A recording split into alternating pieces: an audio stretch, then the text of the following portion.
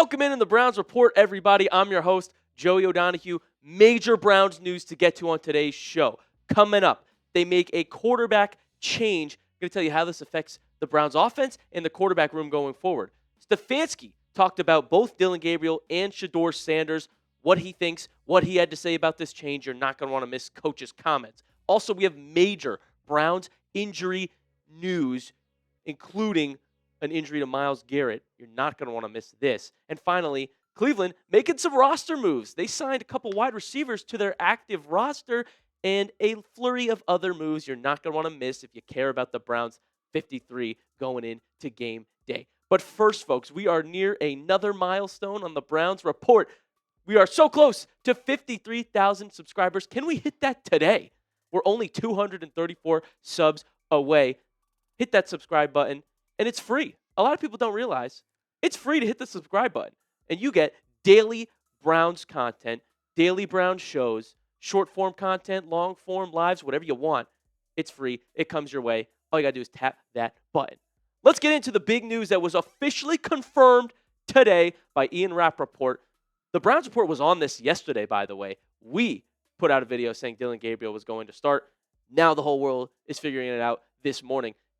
Ian Rappaport says the Browns are making the move. Rookie quarterback Dillon Gabriel set to be their starting QB. Joe Flacco heads to the bench after a few weeks of struggles, per the insiders. A look to the future for Cleveland. Stefanski was asked, why now make this move? He says, it's just my decision. It's where I felt this decision was best for the football team. I think it needed to be made. I think, to Rappaport's point, Flacco had been struggling. He has 8 turnovers. It was time to bench old Joe. Gabriel's very excited about the opportunity. He says, this is a moment you look forward to as a competitor. But it's part of my job to be ready, to be the sense of hope for everyone, to continue to be better and come together and create momentum. I like that phrasing Gabriel's using. Be the sense of hope. I think that's what Cleveland Browns fans are looking for right now. That's what we're lacking. We know we have such a great defense, but the offense it's slowly killing our hope for the season. Like, I thought we were going to be contending a little bit. Later in the season, the schedule gets easier. There's still a chance we go above 500. But a 1-3 start, we're looking for that juice. And I think the offense under Gabriel is going to look faster at the very least. It's hard to look worse than Joe Flacco has so far through 4 weeks. I think Gabriel's going to get the ball out quicker. We saw that in preseason. He can actually move, by the way. He's more mobile than Joe Flacco. He can get out of the pocket, roll to his right, roll to his left. It just opens up the play calling for Stefanski, allows us to do a little bit more when you have a quarterback that can actually run.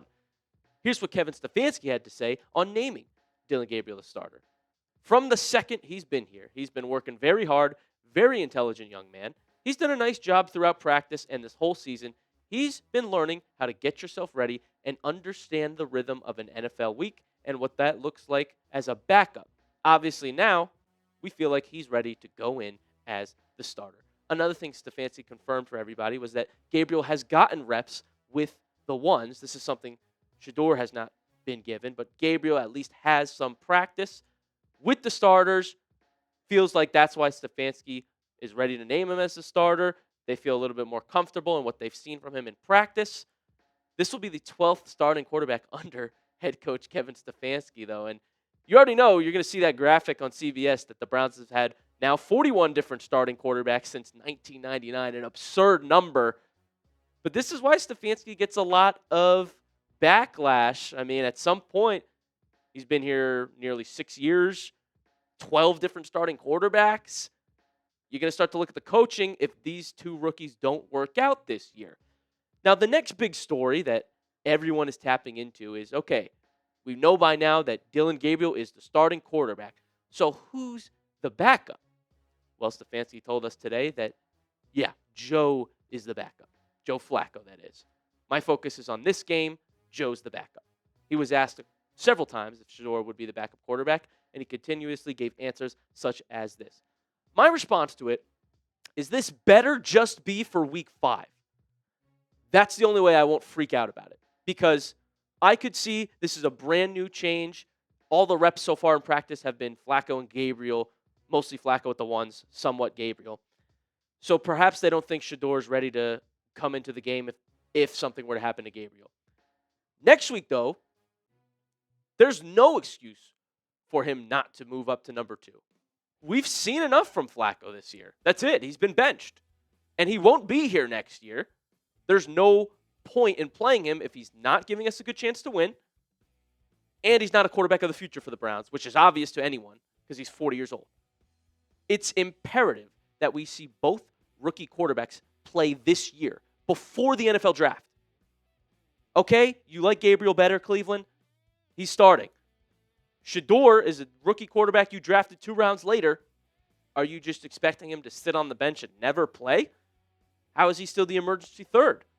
That's why I'm saying, before I crash out on the Browns, let's see what their depth chart is next week, because perhaps, maybe, they're actually going to do something smart and give him some practice reps before putting him out there.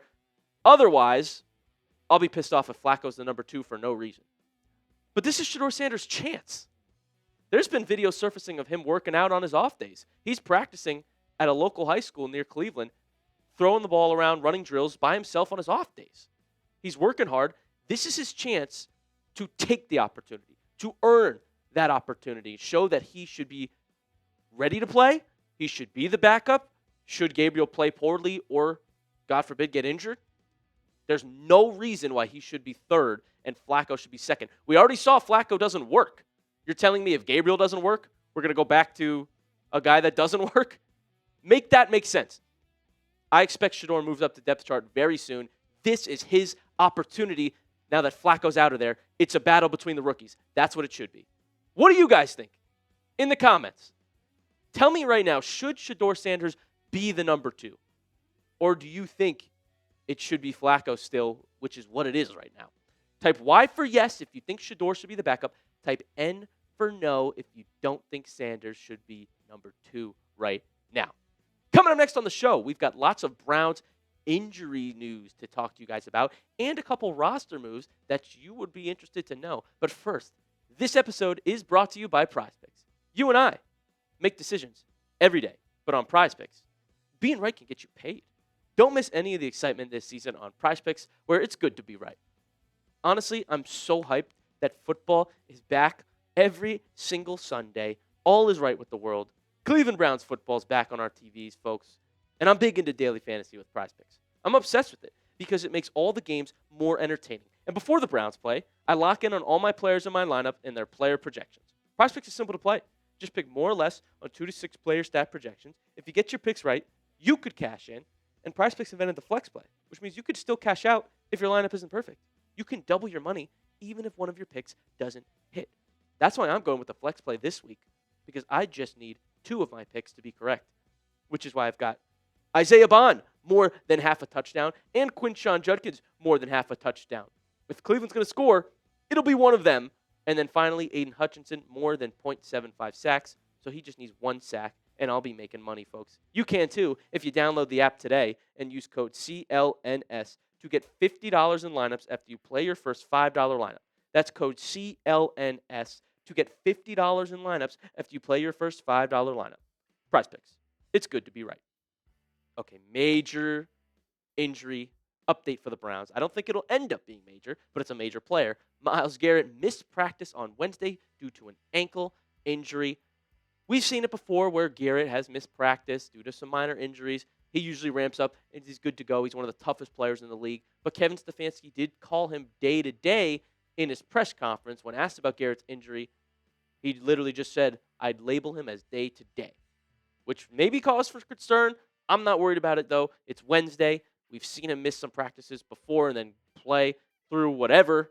Garrett, not only the best player in the NFL, one of the toughest as well. Cedric Tillman has been placed on IR officially by the Cleveland Browns. That means he's going to miss multiple weeks with a hamstring injury. Cleveland loses their wide receiver 2 coming into the season, at least. Not only Cedi, but DeAndre Carter will miss multiple weeks. Guy that Cleveland's been using in the return game, punt returns and kick returns. 2 losses for the Browns.